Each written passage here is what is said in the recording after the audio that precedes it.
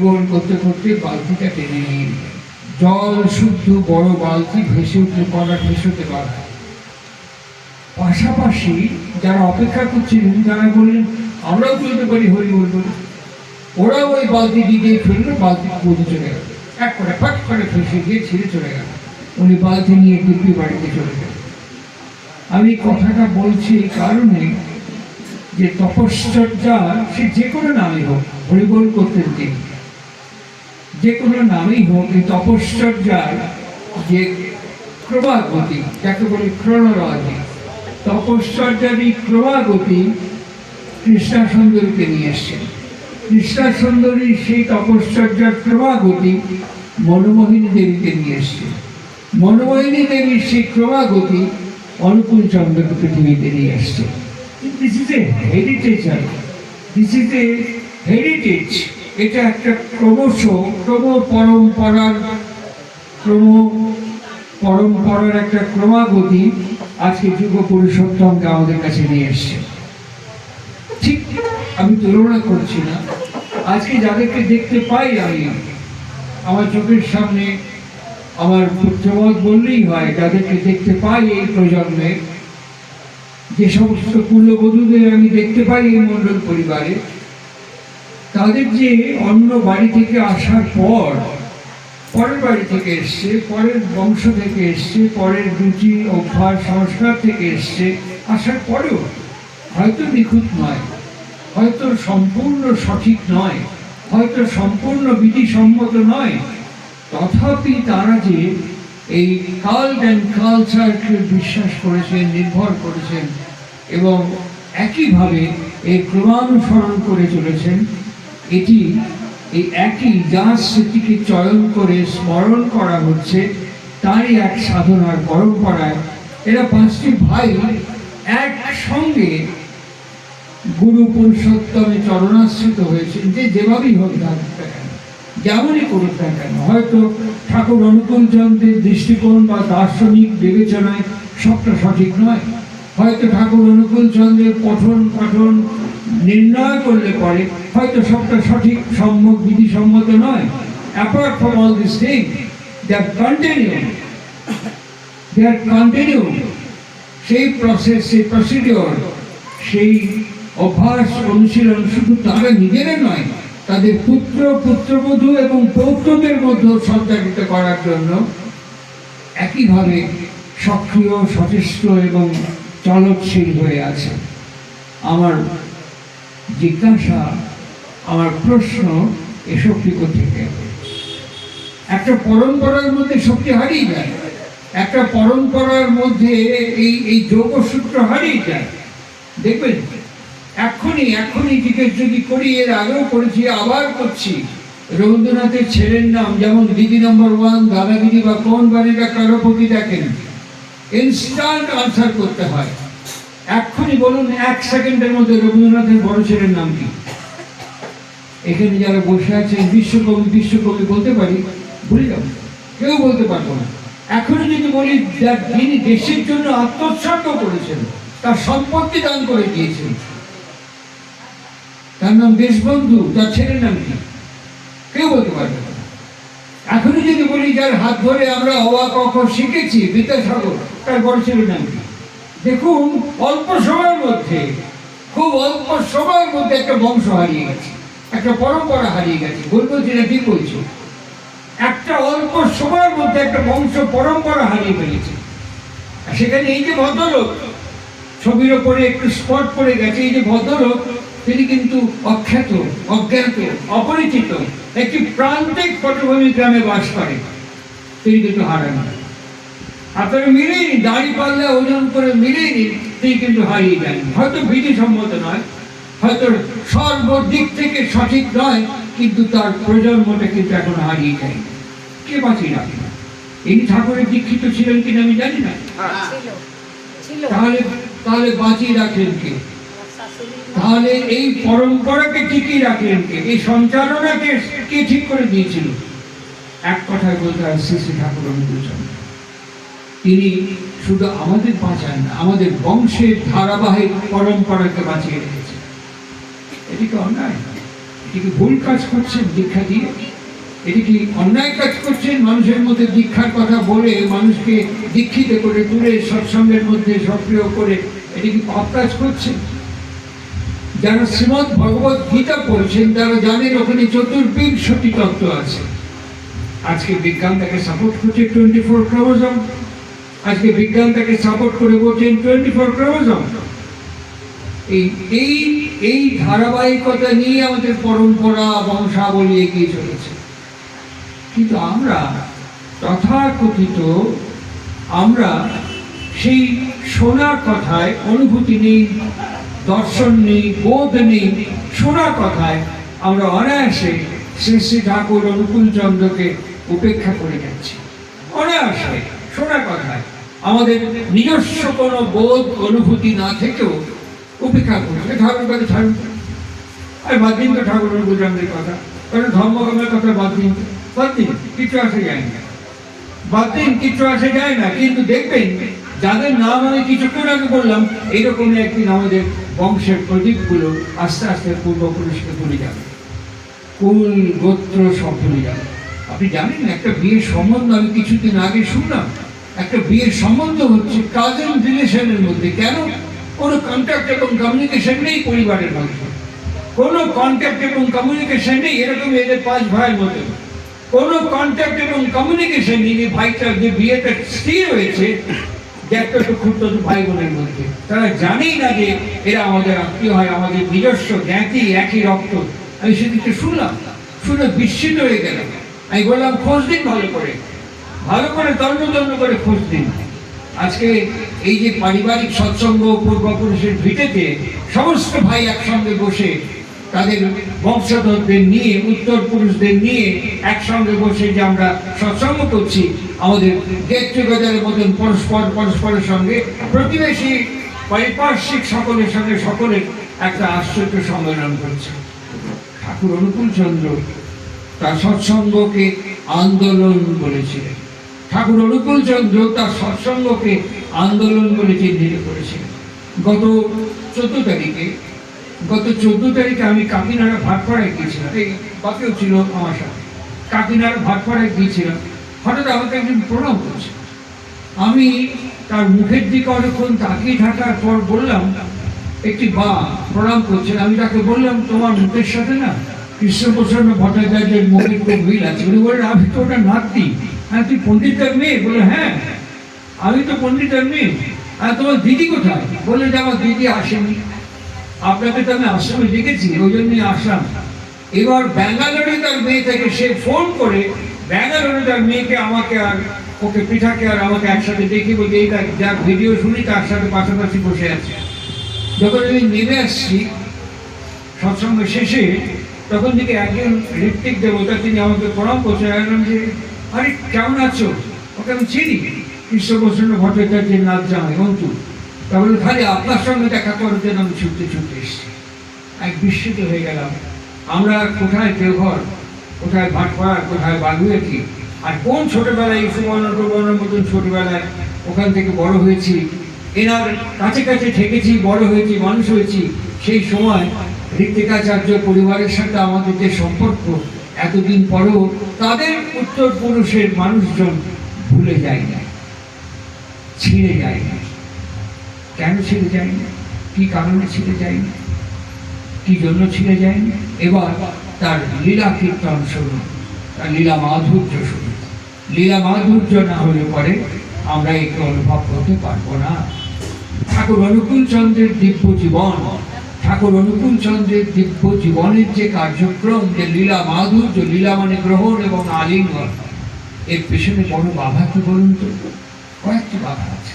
একটা হচ্ছে ঈর্ষা, একটা হচ্ছে হিংসা, একটা হচ্ছে বিদ্বেষ, একটা হচ্ছে পরশ্রীকাতরতা, একটা হচ্ছে অহংকার, একটা হচ্ছে আত্মম্ভরিতা, একটা হচ্ছে অধৈর্য, একটা হচ্ছে বিরক্তি ইত্যাদি বাধা আমাদের পর লোহার কাঁটার মতো সামনে পিছিয়ে আছে। আর এগুলো থাকার জন্য আমরা পরস্পরকে সহ্য করতে পারি না, পরস্পরকে বিশ্বাস করতে পারি না, পরস্পরের সঙ্গে আত্মিক সম্বন্ধ এটাকে স্থাপন করতে পারি না। কিন্তু আমার সত্তা আমার ভেতরে যে সত্তা, তাদেরকে একটা চিমটি কাটুন, দেখুন আমার সমস্ত শরীরে অনুভূতি হবে। ঠিক আমি যদি তাকে একটা চিমটি কাটি, তাহলে একই রকম অনুভূতি হবে, সে যেই হোক, যেমনই হোক। কিন্তু এই চিমটি যে আমার কাছে খুব ভালো লাগে না, এটা আমরা বুঝতে পারি না, তবু দিয়ে ফেলি, কথায়, ভাষায়, ব্যবহারে, চাউনিতে, আচরণে দিয়ে ফেলি। তিনি সত্তা বালি যে কথাটা বলেছেন, কেমন একদিন সকালবেলা আমাদের তখন বাড়ি দেওঘরে, নিজেদের বাড়ি দেওঘরে, তখন হঠাৎ আমার বাবাকে সকালবেলায় সৎসঙ্গের তৎকালীন সম্পাদক, সাধারণ সম্পাদক জ্ঞানেন্দ্র বিকাশ গোস্বামী, তিনি বললেন, গৌরদা, আমরা দুমকাতে যতবার গেছি, দুমকাতে একদিন বিখ্যাত আমাদের উকিল থাকতেন, ওনার ছদ্মনাম ছিল রৈবতক ঠাকুর, নামটা দিয়েছিলেন অরবিন্দ ব্যানার্জি। ওর জামাই হচ্ছে সঞ্জয় চ্যাটার্জি, ওর মেয়ে হচ্ছে দীপান্বিতা। যাই হোক, বললেন যে আমাদের দুমকা থেকে আমরা কোনো কালেকশন পাই না। ঠাকুর একটা গাড়ি কিনতে বলেছেন, আর বলেছেন দুমকায় যাবে, প্রথম দুমকায় যাবে, দুমকা আমরা কোনো কালেকশন পাই না, তা আপনি কি আমাদের সাথে যাবেন? যাবেন, যাই সৎসঙ্গের গাড়িতে করে দুমকায় যাবেন। আর ঠিক সেই সময় আমরা ঘরে ঢুকেছি, ঠাকুরের ঘরে। ঠাকুর জিজ্ঞেস করছেন আমাকে, গবরা করেন তোর বাপ করেন? বাবা তো জ্ঞানদার সাথে কথা বলে কোথায় গেছেন ঠিক বলে যাননি, খাওয়া দাওয়া করে বেরিয়ে গেছে। বাবার জন্য সব তন্ন তন্ন করে বাবার নাম ধরে খুঁজে বেড়াচ্ছে। বাবা তো অনেক গভীর রাত্রে ফিরলেন আমাদের বাড়িতে। পরের দিন সকালে যখন বাবা ঠাকুর প্রণাম করতে গেছেন, আমরা একসাথে গেছি, তখন ঠাকুর বাবাকে জিজ্ঞেস করছেন, তুই কাল গেছিলি কোনে? বলেন দুমকা। জ্ঞানদা আমার করো কি যে দুমকায় নাকি কালেকশনই পাওয়া যায়, এরকম ঠিক এই ভঙ্গিতে তামাক ধরা ছিল, ঠিক এই ভঙ্গিতে, এই করে আঙুলের নিচ দিয়ে এরকম করে তামাকটা ধরা আছে, আর চোখে দেখা এরকম সামনে বসে। জ্ঞানদা আমার করো কি দুমকায় নাকি কালেকশন পাওয়া যায় না। চলে গেলাম দুমকায়, তাহলে গাড়ির টাকা নাকি দুমকার লোকজন দেয় না। চলে গেলাম দুমকায় জ্ঞানদার কথা, মেরে দিলাম এক খোঁচা, হু করে টাকা বাড়ায়। যেই বললেন মেরে দিলাম এক খোঁচা, কথা বলছেন, আমাকে নলটা টস করে মাটিতে পড়ে গেল, একদম আমার চোখের সামনে ঠস করে মাটিতে পড়ে গেল। শরীরটা যন্ত্রণা, একটা খোঁচা দিলে পরে যেমন হয় না, ঠিক তার শরীরটা দেখে আমার মনে হচ্ছে ওই রকম যন্ত্রণা, ব্যথা, ক্লিষ্ট একেবারে হয়ে যাচ্ছে। অনেকক্ষণ পরে বললেন কি, যন্ত্রণার বৃদ্ধ কণ্ঠস্বরে বললেন, খোঁচাটা ভালো না, সাথে লাগে, খোঁচা দিলে খুব লাগে, খোঁচাটা ভালো না, বুঝিস, খোঁচাটা ভালো না, একদম ভালো না, খুব লাগে। তখন প্যারিগন্ডিতে এসে তামাকের নলটা তুলে ধুয়ে মুছে পরিষ্কার করে আবার ঠাকুরের হাতে তামাক সেই আবার দেওয়া হয়। আর তামাক তখন আর টানছেন না, তিনি পড়ে গেলেন। ওই যন্ত্রণার যে খোঁচা শব্দটার যে ব্যথার অভিব্যক্তি আমি চোখে দেখেছি, নিজের চোখে, খোঁচাটা ভালো না। তারপরেই ওখানে কাছে বসেছিলেন নিখিল ঘোষ বলে এক মানুষ, আমার সম্পূর্ণ বাণীটা মনে নেই, আমি রেফারেন্সটা কোট করছি। হট করে বললেন, নে ধর, কখনো বলতে না নেই লে, কোনোদিন শুনিনি, নে ধর, ধর শিগগিরি ধর। নিখিল ঘোষটার সঙ্গে সঙ্গে বাণীটা ধরলেন। বাণীটা পাবেন আপনি স্বাস্থ্য ও সদাচার সুপ্ত বইয়ের মধ্যে। কেন তিনি আমাদের পারিবারিক যাদের করতে বলেছেন, কেন তিনি আমাদের দীক্ষা গ্রহণ করতে বলেছেন? দীক্ষা নিলে অনুকূল ঠাকুরের কিছু একটু বাড়বেও একটু কমবেও না। দীক্ষা নিলে আমি বাড়বো এবং আমি কমবো, আমার উন্নতি হবে। শুনুন বাণীটার তাৎপর্য, বাণীটার বিষয়বস্তু, আমার পুরো বাণীটা মনে নি, লম্বা বাণী। তিনি বলছেন, এতক্ষণ যা বললাম যে বাধাগুলোর কথা, ওগুলোর একটাও যদি আমার মধ্যে থেকে যায়, আজ কাল 15 বছর, 20 বছর, 50 বছর বাদে যে কোনো রোগে আমি আক্রান্ত হতে পারি। বাণীটা, বইটার নাম বলে গেলাম, স্বাস্থ্য ও সদাচার সুপ্ত। মাঝামাঝি জায়গায় বইটা খুলে পড়ে দেখবেন আমি যা বললাম, এবং সেটা abdominal, thoracic and upper portion of my body অথবা lower portion of my body। এটাকে মাইক্রোস্কোপিক্যালি তিনি বিশ্লেষণ করতে বলেছিলেন, করা হয়নি সৎসঙ্গের পক্ষ থেকে। আমরা যখন অ্যাটাক হই তখন আমরা এমআরআই বা সিটি স্ক্যান করে বুঝতে পারি, তখন আমরা এন্ডোস্কোপি করে বুঝতে পারি, কিন্তু কেন হচ্ছি, কি কারণে হচ্ছি, তার নেপথ্যের কারণ কি, ইনি আমার গুরুদেব শ্রী শ্রী ঠাকুর অনুকূল চন্দ্র বিজ্ঞানসম্মত ভাবে আনফোল্ড করে দিচ্ছেন, বিজ্ঞানসম্মত ভাবে আমাদের কাছে ওপেন করে দিচ্ছেন। সুতরাং ঠাকুরের বাণীটা যে মাতৃমঙ্গল থেকে পাঠ করা হলো কিছুক্ষণ আগে, তুমি যদি সত্যি আমাকে ভালোবেসে থাকো তার লক্ষণ কি, এগুলো নিয়ে আমি এসেছি। আমার বাবা আমাকে শেখায়নি, ঠাকুরদা শেখায়নি, জানতো না। আমার ঠাকুরদার বাবা, তার বাবা, তার বাবা জানতো না, কেউ জানায়নি, কেউ শেখায়নি, কেউ হাত ধরে সেই পথে টেনে নিয়ে আসেনি। তাই জানি না, তাই শিখিনি, তাই বুঝতে পারিনি। দেখতে দেখতে দেখতে দেখতে শিখেছি, দেখতে দেখতে চলেছি, পরিবেশের মধ্যে সেগুলো সঞ্চারিত হয়েছে, তাই আহরণ করেছি, অর্জন করেছি। এই করতে করতে যেমন হওয়া তাই হয়েছে। এখন আপনি আমাকে গালাগাল করতে পারেন, আপনি আমাকে দোষারোপ করতে পারেন, আপনি আমার ভুল ত্রুটি সব দেখাতে পারেন, আমি কি করি? আমি তো এইভাবেই বড় হয়েছি, এইভাবেই শিখতে শিখতে ছোট থেকে বড় হয়েছি। ইনি দীক্ষার তাৎপর্য হচ্ছে, একবার ডিকশনারি করে দেখবেন, দয় দীর্ঘই শিয়ায় হর্ষন্ত দিক, তার প্রথম মানে হচ্ছে শক্তি। আপনার মধ্যে ঈর্ষা করতে গেলে আমার শক্তির দরকার, সেই শক্তি যোগাবে কে? আমার ব্রেন, যার ওজন মাত্র 150 গ্রাম, যার ওজন মাত্র 150 গ্রাম, সে আপনাকে ঈর্ষা, হিংসা, বিদ্বেষ করতে আমাকে শক্তি যোগাবে। আর সেই শক্তিটা প্রথম কাজ করবে কোথায়? আমার সেন্সারি এরিয়ার মধ্যে, সচেতন পটভূমিতে সেটা কাজ করবে। তারপর সেটা অ্যাক্টিভেট করবে কি করে? মোটর এরিয়ার মধ্যে, অর্গানিক মোটর সিস্টেমের মধ্যে কাজ করবে। আমি আপনার প্রতি ঈর্ষা, হিংসা, বিদ্বেষ, গালাগাল দেখাতে করব, আপনার কি ক্ষতি হবে? কিচ্ছু হবে না। আপনার কি ক্ষতি হবে? কিচ্ছু হবে না। ক্ষতিটা আমি আমন্ত্রণ করলাম, নিমন্ত্রণ করলাম, গ্রহণ করলাম, ধারণ করলাম, পালন করলাম, পোষণ করলাম এবং প্রবর্তন করলাম। কার ক্ষতি হবে? আমার। পাবনাতে অশ্বিনী কুমার বিশ্বাস, যার লেখা একটা বই আমিও বানি, খুব মূল্যবান একটা বই, সৎসঙ্গে বলা যেতে পারে উনি বিশ্বরূপ দর্শনও করেছেন ঠাকুরের। সেই মানুষ ব্রজগোপাল দত্ত রায়দের লেখা একটা বই, শ্রী শ্রী ঠাকুর অনুকূল চন্দ্র জীবনী গ্রন্থ, 3টে খণ্ডে পাওয়া যায়। দ্বিতীয় খণ্ডটার মধ্যে দেখবেন, দ্বিতীয় খণ্ড, অধ্যায়টার নাম বলছি লোক সমাগম এবং মনীষী বৃন্দ। এই অধ্যায়ের মধ্যে দেখবেন অশ্বিনী কুমার বিশ্বাস ঠাকুরকে হিমায়ত করে পাবনায় বলছেন, দেখুন আমার এই হট করে কাঁচা সর্দি, একটু কাশি, একটু আমাশা, একটু জ্বর ভাব, ওষুধ খাই কমে যায়, কিন্তু সেরে যায়। এটা হচ্ছে কেন কন্ত দেখি, খুব নাম করে, মানে প্রচন্ড নাম করে, কুষ্টিয়ার বাড়ি, ধনী মানুষ, ভালো বোগদার কুষ্টিয়ার। আমার একটু কাঁচা সর্দি, একটু পাতলা পায়খানা, আমাশার মতন, একটু কফ, মাঝে মাঝে জ্বর ভাব, এটা কবে ওষুধপত্র খেলে কিন্তু সেরে যাবে কেন কন্ত।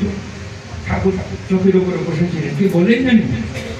অসুবিধা, আপনি মানুষের সঙ্গে যে ব্যবহার করেন, ঠিক যেসব কথাবার্তা কন ন্যায্য, ন্যায্য কথা, অন্যায় কথা কন না, ন্যায্য কথা, কিন্তু আপনার উপস্থাপনা এবং উদ্দেশ্য, আপনার উপস্থাপনা এবং উদ্দেশ্য, আপনি যে কথাটা শ্যামলকে বলছেন সেটা সংশোধনের জন্য না, শ্যামলকে ওই পরিবেশের মধ্যে অপদস্থ করা হচ্ছে আপনার উদ্দেশ্য।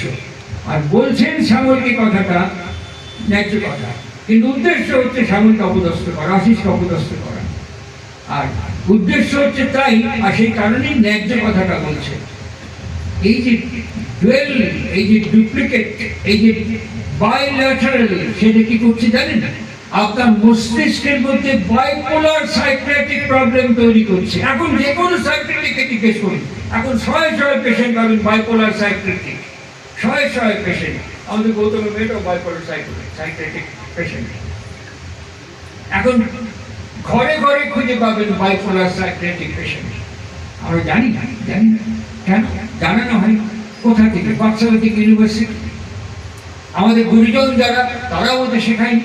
আমাদের ছেলেগুলিকে কি আমরা দেখেছি ফাঁসিয়ে চর মারতে, কান মলে দিতে, ধমক দিতে, বকাবকি করতে, এটা করো না, ওটা করো না, সেটা করো না, এইভাবে শাসন করতে। কিন্তু এর ভেতর থেকে যে বাইপোলার সাইকিয়াট্রিক প্রবলেম ভবিষ্যতের জন্য তৈরি হচ্ছে, বাবা হিসেবে, মা হিসেবে আমি জানি না, জানি না এটা কাজ করে কে? মন। তাই ঠাকুরের মানসিক রোগের ক্ষেত্রে তিনি কি বললেন জানেন? রসিনীদাকে, রসিনীদা যখন বলছেন এই কথাগুলো, তাহলে উপায় ঠাকুর বলেন এই তো সামান্য কাঁচা সর্দি, পাতলা কুচকুচে পায়খানা আর একটু জ্বর জ্বর ভাব, আমি করছি কি অসুবিধা? এটা যদি পরিবর্তন না করেন তাহলে এই আপনার একদিন মৃত্যুর কারণ হয়ে উঠতে পারে। একদম প্রিন্ট করে কথাটা আমি বলছি, এগুলো একদিন আপনার পক্ষে মৃত্যুর কারণ হয়ে উঠতে পারে। সে মৃত্যুর কারণটা এখানে হতে পারে, এখানে হতে পারে, এখানে হতে পারে, নিচের পোষণে হতে পারে। একটা মিথ্যে কথা বলছিলাম, এখন যে কোনো মানে ডাক্তার এমবিবিএস ডাক্তার, যে কোনো ডিএম করা ডাক্তারের কাছে, যারা ডক্টরেট, যে কোনো ডিএম ডক্টরের কাছে আপনি কি আমার কথাগুলো রেকর্ড করে শোনানি, ভদ্রলোক আমার বাড়িতে বলে গেছে যেগুলো ঠিক না বেঠিক, এক কথায় অ্যাকসেপ্ট করে নেবে। আমরা যারা এমবিবিএস তাদের ডক্টর বলি না, তাদের কি বলি জানেন? Medical term physician. ডক্টর কাকে বলা হয়? যারা ডক্টরেট করেছেন, পিএইচডি করেছেন, ওদের বলা হয় ডক্টর। যে কোনো ডক্টরের কাছে, আমি বলছি ফিজিশিয়ান না, যে কোনো ডক্টরের কাছে গিয়ে আপনি বলবেন যে আমার বাড়িতে 15 বছর ধরে কথাগুলো বলে গেছে, এগুলো ঠিক না বেঠিক? প্রত্যেকবার ঠিক।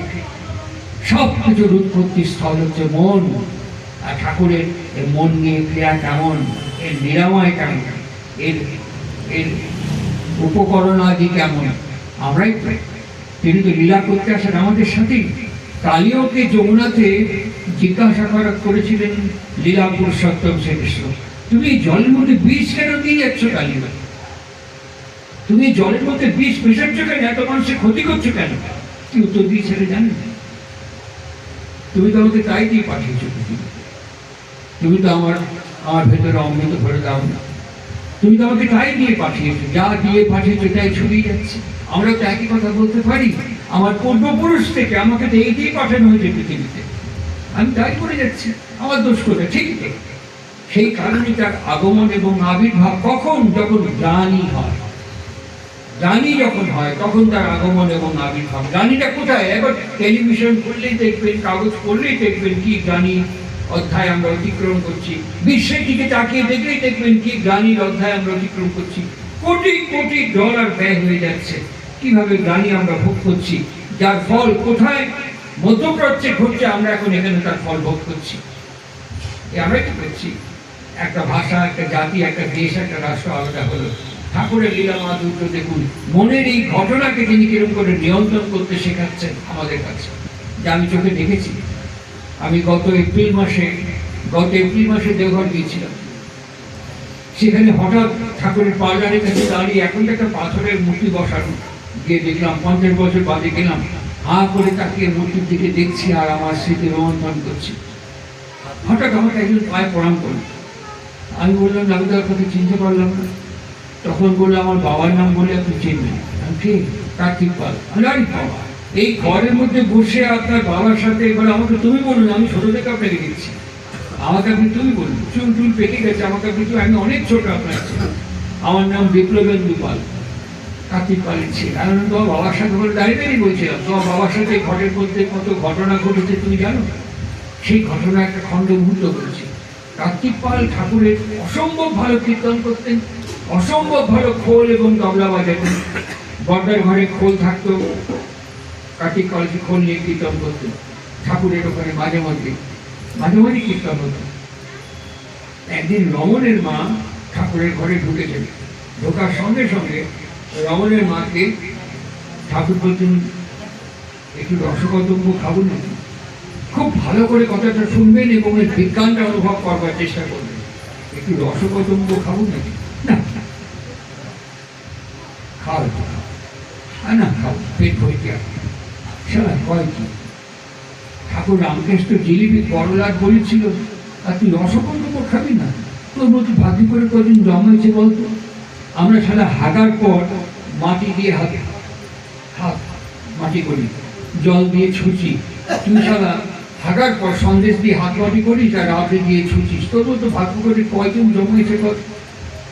রমণের মা কিরম চেঞ্জ করছে আমার সামনে, আমি দেখছি এই কথাগুলো শুনে। তা আপনি যখন করছেন জ্ঞান, ঝুঁকে থেকে আমি করছি কি? তোর তো মনের মধ্যে ঘুরপাক খাচ্ছি, রসকদম্ব ঠাকুর জ্ঞানী কবে? আমি করছি কি? তুই সেটা আমার ঘাটে বন্ধু কেটে কাম ভাষা করতে চাচ্ছিস? আমি বলছি তোর মনের মধ্যেই ছিল রসকদম্ব কথা, আমি তো ট্যাংলায় ট্যাংলায় বসে দিয়ে ওই পাড়ে দিয়েছি। খাও, খাওয়া হলো। ঠাকুর হঠাৎ করে একজনকে বললেন, চাপা স্বরে এরকম পাশে বসে আছে, রমণের মা শুনছে না, টক করে কার্তিককে ডাকিয়ে নিয়ে আয়। আর কার্তিক যখন এসে ঠাকুরকে প্রণাম করছে, ঠাকুর বলছে রমণের মার থেকে ঢুলি ঢুলি চলে টাকায় থাক। আর কার্তিকের সাথে রমণের মার এইরকম সম্পর্ক, দাঁড় সম্পর্ক। কার্তিকই রমণের মার থেকে টাকাইছে, রমণের মার থেকে বরং দশা সরে যাচ্ছে। মর মর মর ঠাকুরের সামনেই বলছে। তারপরে বললেন আপনার এখানে আর আসবো না, বলেছেন। ঠাকুর বলছে কেন? বলে এই লোক যতক্ষণ আপনার কাছে থাকবে আমি আর থাকতে পারবো না, এসব যেদিন মরবে সেদিনই আসবে। মর মর মর মর করে গালাগাল করতে করতে পাল্লাটের দুটো দরজা বেরিয়ে চলে গেল। কার্তিক পাল তখন ঠাকুর বলছে কি কাণ্ড করালেন কত আমাকে দিয়ে আপনি, তুই না ব্যস্ত হচ্ছিস কেন? পরের দিন সকালে তুই কি ভোর ভোর থাকতে পরের দিন উঠতে পারিস? বলে হ্যাঁ। খুব পরে উঠবি, রমণের মা ঘুম থেকে ওঠার আগে উঠে পড়বি? বলে হ্যাঁ। আসল দুয়ে বারান্দায় যে অপেক্ষা করবি, এই রমণের মা দরজা খুলবি, ওই পায়ের উপর লুটায় করবি। ওই কবি কি ঠাকুর আমার স্বপ্ন দেখাইছে, আপনি জগদম্বা, আপনি জগদ্ধাত্রী, আপনি মহামায়া, আমি অন্যায় করে ভুল করে মনের ভ্রান্তিতে কি সব বলে ফেলাইছি আলান ফালান, তার আর ঠিক নেই। আপনি আমার ক্ষমা না করলে আমার আর এই জীবনে উঠান নেই, এসব হয়ে যাবে, পারবো তো? বলে হ্যাঁ নিশ্চয়ই পারবো। পরের দিন যখন রমণের মা দরজা খুলেছে, ঠিক কার্তিক তখন ঝাঁপিয়ে পড়ে রমণের মার পা ধরে এসব কথা করছে। রমণের মা আর তো বিরক্তি করে না, রাগ করে না। তারপরে মাথায় হাতটা দিয়ে ওই অবস্থায় ছুটতে ছুটতে ঠাকুরের কাছে আসছে। এসে করছি কি ঠাকুর কি আবার আকাম বাধাই কিছু? বলে না না, আমি এতদিন কার্তিকের ভুল বুঝেছিলাম। কার্তিক ভালো সওয়াল, সকালবেলা আমার কয়েক কান থেকে জগদম্বা, জগদ্ধাত্রী, মহামায়া, আমার মধ্যে যেসব গুণ ছিল কার্তিক এত দেখতেই পাইনি। আপনার দয়া সেদিন মরমর বলে গেছিলাম মিলতে, আপনার দয়া আপনি কি করেছেন, কার্তিক আমূল পরিবর্তন হয়ে গেছে।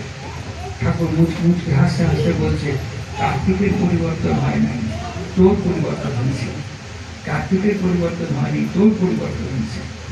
এই যে পরিবর্তন তিনি মানসিকভাবে কি করে মানুষকে করে দিতেন, আজকে মাতৃমঙ্গল পাঠের মধ্য দিয়ে এটা বোঝা যায় যে তুমি যদি ঠাকুরকে সত্যি ভালোবাসো, এইসব নিয়ে আমরা এসছি, আমাদের কেউ শেখায়নি, জানায়নি, এগুলো আস্তে আস্তে আস্তে আস্তে আমাদের ভেতর থেকে চলে যাবে। এগুলো আমাদের মধ্যে রিফর্ম হবে, এগুলো আমাদের মধ্যে পরিবর্তন হবে। আমরা তো বাইরে নই। আজকে এই প্রেক্ষিতে দাঁড়িয়ে থেকে আরেকটি স্মৃতি আপনাদের কাছে আমি চয়ন করছি, আরেকটি স্মৃতি। এইরকমই যখন বেশ কিছুদিন পার হয়েছে, এই রমণের মধ্যে দেখুন আসা যাওয়া বারবার লেগে থাকে, আসা যাওয়া। আজকে যে পরিবর্তন হয়ে গেলাম তা নয়, আবার এটা চেঞ্জ হয়ে যেতে পারে। আজকে পরিবর্তন হলাম, আবার 5 বছর বাদে এটা চেঞ্জ হতে পারে। কারণটাকে বলি, মুখার্জি পার্ক দেওঘর মুখার্জি পার্ক দুমকাতে, সেখানে প্রফুল্ল কুমার দাস বসে আছেন আর ঠাকুর অনুকূল চন্দ্র বসে আছেন। প্রফুল্ল কুমার দাস ঠাকুরকে জিজ্ঞেস করছেন, আচ্ছা ঠাকুর, এই যে আমরা জন্মাই, বাবার শরীর থেকে তো আমার স্পার্মটা বেরোচ্ছে, বাবার স্পার্মটা বেরোচ্ছে, মার শরীরে যাচ্ছে, আমাদের জন্মাচ্ছে। এই এক ফোঁটা স্পার্মের মধ্যে তো অসংখ্য সোল থাকে। এই প্রত্যেকটা স্পার্মের ওজন, ইন্টারেস্ট এবং অ্যাট্রাকশন একই রকম। ঠাকুর এটা তো ল্যাবে দেখতে হয়, ল্যাবরেটরিতে পরীক্ষা করতে হয়। ঠাকুর মুখার্জি পার্কে উঠোনের মধ্যে মুখার্জি পার্কে বসে বসে ঠাকুর অনুকূল চন্দ্র বলছেন না, একই রকম। প্রত্যেকটা স্পার্মের ওজন আলাদা, প্রত্যেকটা স্পার্মের ইন্টারেস্ট আলাদা, প্রত্যেকটা স্পার্মের উদ্দেশ্য আলাদা, প্রত্যেকটা স্পার্মের থেকে ডিফারেন্ট।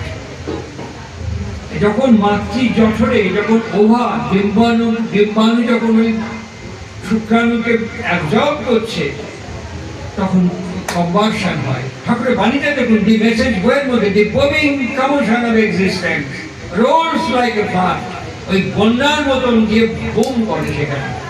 আর সেখানে ওভারও সেরকম, প্রত্যেকটি ইন্টারেস্ট, ওজন এবং অ্যাট্রাকশন আলাদা।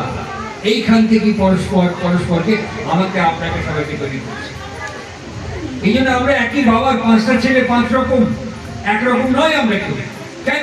এই কারণে ইন্টারেস্ট, আমার মার ইন্টারেস্ট কিভাবে গ্রহণ করছে, একটা স্বামীর ইন্টারেস্ট, স্ত্রীর ওভার ইন্টারেস্ট কিভাবে গ্রহণ করছে, আমরা একই রকম হতে পারি না। ওই জন্য এটা আমরা বুঝতে পারবো কখন?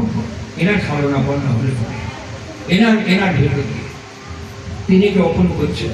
আর দেখুন সেই ওপেনিংটা কেমন, তার লীলা মাধুর্য কেমন। এই যে আমি পরিবর্তন হওয়ার কথা বললাম, একটা মানুষের আবার অপরিবর্তিত হয়ে যাচ্ছে, এখান থেকে পরিবর্তন হওয়ার পরেও আবার পরিবর্তন হচ্ছে। কেমন পরিবর্তন হচ্ছে দেখুন। এই রমণের মাকে ঠাকুর একটা নীল বেনারসি দিয়েছে। এই বেনারসি পরে যখন এসছেন কাশিকে, তার আগে ডাক দিয়ে বলছে, তুই ওর গা ঘেসে ঘেসে বসবি, গা ঘেসে ঘেসে বসবি। কার্তিক ঠাকুরের অনুসরণ করে চলছে, গা ঘেসে ঘেসে বসছে, তত সরে যাচ্ছে। ঠাকুরকে এখানে প্রণাম করলো, ঘেসে দোকানে চলে যাচ্ছে, গালাগাল দিতে দোকানে চলে যাচ্ছে। ওই হৃদয় মন্ডল যেখানে বসে আছে ওইখানে পার্লারে শেষ, আর তো বাড়ানো জায়গায় দেয়াল, ওইখান থেকে ঠাকুরকে বলছে, দেখেন তো কার্তিকের মিলতি করতেছে, আপনি কিছু করছেন না, চোখের সামনে দেখতেছেন। ঠাকুর এখান থেকে ওখানে তাকিয়ে বলছেন, কি ভাবিস কার কাছে? আপনার কাছে। তো খাওয়ার পড়ায় কেনা আপনি, তো বেনারসি পড়ালো কেনা আপনি, তুই বেনারসি পরে পেনাম করলি কেন? এবার এইখানে, তাছাড়া ওখানে গেলি কি করে? তুই এখানে এসে পেনাম করলি, ওখানে সরে গেলি কেন? তখন বলছেন, কার্তিক আমার দিকে এরকম করছিল। ঠাকুর হাসতে হাসতে বলছেন, তোর নজর কার্তিকের দিকে, আমার দিকে না, আমার দিকে না। শুধু একটা কার্তিক না, এরকম অসংখ্য কার্তিক আমাদের মনের মধ্যে বসে আছে।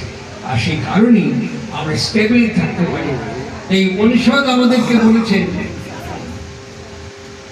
ওই শঙ্করাচার্য জগৎগুরু যেমন বলেছেন না, ব্রহ্ম সত্য জগৎ মিথ্যা।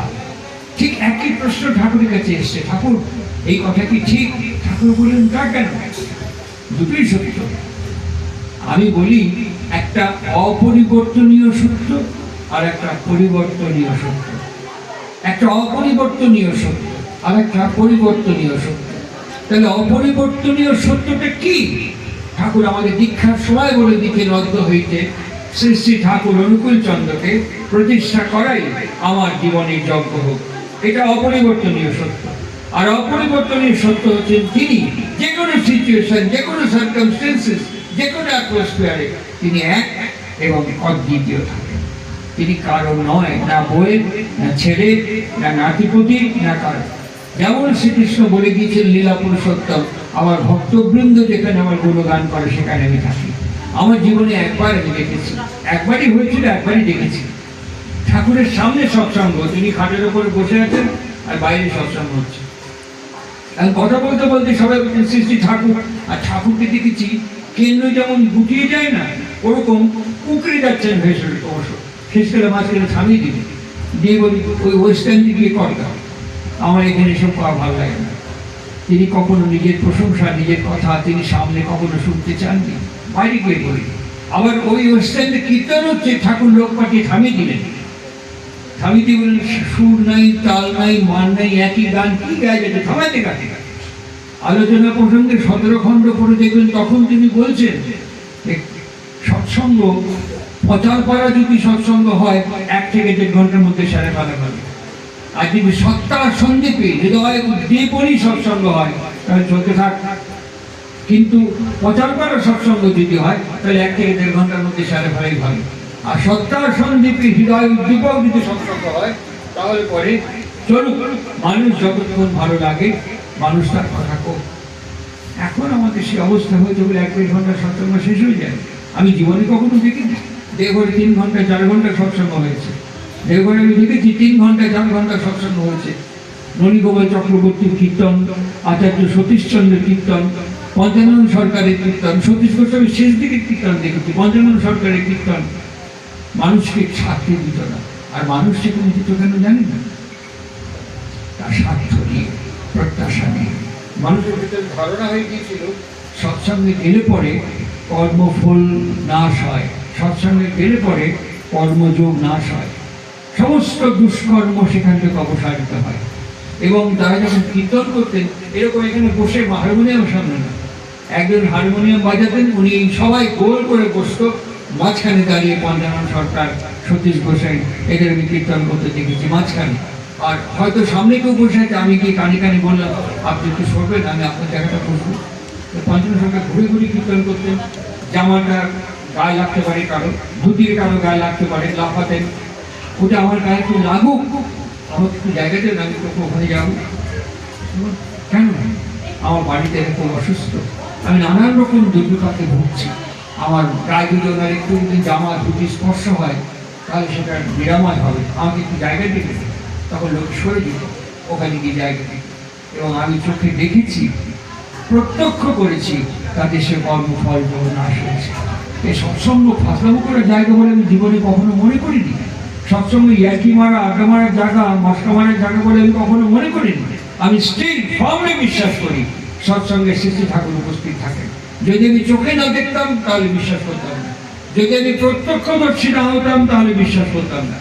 ঠাকুরের 8:30 এই এখন প্রায় বাঁচতে যায়।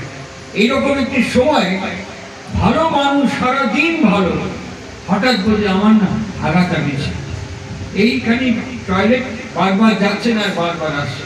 সঙ্গে সঙ্গে স্টুল এক্সাম করা হলো আমাদের হাসপাতালে, সঙ্গে সঙ্গে ইউরিন যাবতীয় যা কিছু ব্লাড ডাক সব পরীক্ষা করা হলো, বুলেটিন বেরিয়ে গেল। হঠাৎ প্যারিডাক্তার ঠাকুরকে জিজ্ঞেস করছেন ভালোই তো ছিলেন, হঠাৎ এই লুজ মোশন হলো কেন? ঠাকুর কিছুতে বলতে চায় না, যখন বারবার করে জিজ্ঞেস করা হচ্ছে কি বললেন জানেন? এক সালা কিনা সৎসঙ্গে পচা জিলাপি খাওয়াই দিছে। আমি সেদিন ছোট শুনলাম, বিশ্বাস করিনি, ঠাকুরের সামনেই বলছি, আপনাদের সামনে বলছি। দেওঘরে বসে আছেন, কোথায় পচা জিলাপি, এটা একটা ছবি। যারা সৎসঙ্গ করে একটা ছবি নিয়ে সৎসঙ্গ করে, ঠাকুরকে দেওঘর থেকে আসবে এখানে কি সব বলে। আমার বুদ্ধি, আমার মেধা, আমার বোধ সেদিন এটা বিশ্বাস করেনি। ফ্র্যাঙ্কলি ঠাকুরের সামনে বলছি, সামনে তিথি উৎসব, তিনি বসে আছেন, কাতারে কাতারে মানুষ দাঁড়িয়ে আছে, ভিড়ের মধ্যে ঠাকুর এই শালা এই মানে কে? পার্টিকুলার তো আশিস, সোমনাথ, সৌরভ নাম ধরে রাখছে না, এই শালা এই সবাই সবার দিকে দেখাচ্ছে কে? হঠাৎ একদিন কাকে ডাকছে? ওই যে ইনি, হ্যাঁ তুই এখানে ডাকিয়ে নিয়ে সে কাছে এসে আমাকে ঠাকুর চেনে, ভীষণ অভাব, আমাকে ঠাকুর চেনে। সে সামনে এসে হাঁটু মরে বসে প্রণাম করতে, বিবল দৃষ্টিতে তাকিয়ে আছে। ঠাকুর ছোট করে বলতে, সারা বাড়িতে সৎসঙ্গ দিলি, দোকানদার তো বুঝি ঠকায় দিছে, জিলিপিটি দিছে, পচা জিলিপি তোর বাড়িতে পাশায় দিচ্ছে, তুই সবাইকে খাওয়ালি, কি হাগা হাগেছি বাইরের কাছে শুনে দেখ। এরপরে যখন দিবি না একটু চেখে নিবি, তারপরে সেই মাল নিবি। ওই পচা মাল খায় না সারা, কি হাগা হাগেছি দেখেছিস? আর সে হাউ হাউ করে কাঁদছে আনন্দে যে আমার বাড়িতে এত দূরে গ্রামে আমি সৎসঙ্গ দিয়েছি, ঠাকুর আমার বাড়িতে ছবির মধ্যে প্রাণবন্ত বসে ছিলেন, যে আমার প্রসাদ তিনি গ্রহণ করেছেন। আমি এই দৃশ্যটি দেখার পর থেকে, এই চিত্রটি প্রত্যক্ষ করার পর থেকে আমাকে লক্ষ্য করে দেখবেন, আমি সৎসঙ্গে এসে কোনো দিকে তাকাই না, আমি সৎসঙ্গে এসে কারোর সঙ্গে ফিস করি না, আমি সৎসঙ্গে এসে লোক বেশি হলো কম হলো কোনো গুরুত্ব দিই না। আমি সৎসঙ্গে আসার পর প্রাণ মন ভরে যা দেখে এসেছি আমার স্মৃতিকে সেখানে ফিরিয়ে নিয়ে যাওয়ার চেষ্টা করি, মনে করে আমি তোমার কাছে বসে আছি। আর এর ভেতর থেকে কি হয় জানি না, আমার আত্মতৃপ্তি, আত্মপ্রসাদ হয়। আজকে যে বাসক দিয়ে সৎসঙ্গ হচ্ছে, আজকে যে পূর্বপুরুষের ভিত্তিতে সৎসঙ্গ হচ্ছে, এর ভেতর দিয়ে যাদের প্রতিকৃতি ঠাকুর অনুকূল চন্দ্রের পদপ্রান্তে রাখা আছে, তারা এই বোধটি ধরিয়ে দিয়েছিলেন, যে বোধটি এক নাগারে এখনো পর্যন্ত চলছে এবং এই পরিবেশের মধ্যে সঞ্চারিত হয়েছে। আমার কথার উপসংহার পর্ব বলি, সব জিনিসকে টিকিয়ে রাখতে গেলে কি করতে হয় বলুন তো? এই প্রশ্নটা দেশবন্ধু চিত্তরঞ্জন দাস ঠাকুরকে করেছেন। এই যে আপনার কাছে বসলাম, এটাকে টিকিয়ে রাখতে গেলে কি করতে হয়?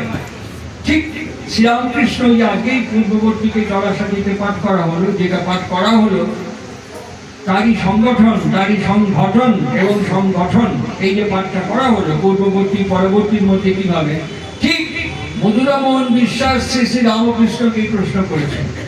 কি উত্তর দিলেন জানেন? হ্যাঁ আসলে বাবু, তুমি পানা পুকুর দেখেছো? বলছে হ্যাঁ। তুমি এক কাজ করো, পানা পুকুরের দিকে তাকালে পরে কিচ্ছু দেখতে পাবে না, না আকাশ, না চাঁদ, না সূর্য, হ্যাঁ কিচ্ছু দেখতে। কাজ করো, গোটা কত ঢিল নিয়ে পাড়ে বসে একটা জায়গায় নির্দিষ্ট করে অনবরত ঢিল ছুটতে থাকো। ওই ঢিল যেখানে বারবার পড়বে সেখানে ছোট ছোট তরঙ্গ তৈরি হবে, আর হলে পরে ওই তরঙ্গ পানাকে সরিয়ে দেবে, নির্মল টলে টলে জল সেখানে দেখতে পাবে। সেই জলের দিকে তাকালে তুমি আকাশ দেখবে, চাঁদ দেখবে, সূর্য দেখবে। বুঝেছো তা সেজবাবু? ঠিক এই কথাটা একটু অন্য ভাষায় তিনি ফিরিয়ে দিচ্ছেন দেশবন্ধু চিত্তরঞ্জন দাসকে। দেশবন্ধু চিত্তরঞ্জন দাস ঠাকুরকে বলছেন, আপনার কাছে এসে বসে সব পরিকল্পনাগুলো মাথার মধ্যে থাকে, কিন্তু এটাকে এক্সিকিউট করবো কি করে, এটাকে বাস্তবায়ন করবো কি করে? ঠাকুর সঙ্গে সঙ্গে বলেন, দাসদা, ডেইলি নকিং, ঠিক ওইটার Bangla, daily knocking, daily hammering and daily routine programme. ওই একদিন আগে করবো বলেছে তো, আসি করবো, যখনই দেখা করবো করবো, করতে করতে একদিন চিটাইতে চলে যাবো, ওটা আর করা হলো। ঠাকুর কিভাবে অ্যালার্ট করছেন, ডেইলি নকিং, ডেইলি নাড়া দিতে হবে, ডেইলি হ্যামারিং, ডেইলি ধাক্কা দিতে হবে, অ্যান্ড ডেইলি রুটিন প্রোগ্রাম, একটা নির্দিষ্ট কর্মসূচি ঠিক করে করতে হবে।